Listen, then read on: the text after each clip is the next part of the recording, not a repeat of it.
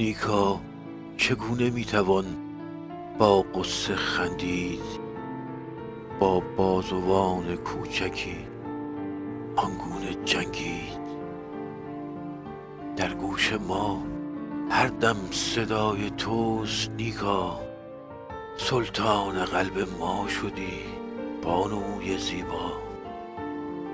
دستان تو با شعله آتش به پا کرد آن بیت خصم و مرگ را یک جا فنا کرد.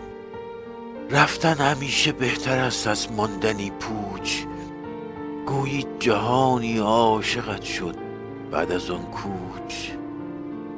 گویی شرف معنای دیگر یافت با تو، عشق و شهامت شکل بهتر یافت با تو. ما خسته ایم از روزهای تلخ و غمگین، کی میرسد از راه آن شبهای شیرین؟ آن کس که بر فرق سرت هر لحظه کوبید، آیا خدا را هر زمان در چشم خود دید؟ آیا نماز مرگ را در پیش او خواند تا رفتنت در سجده محبوب خود ماند؟ با چشمه اشک تو آیا او وضو کرد؟ الله دید اشک تو را با آن همه درد. وقتی گل شادابیت آهسته پژمرد، آیا خدای عشق تو آمد تو را برد؟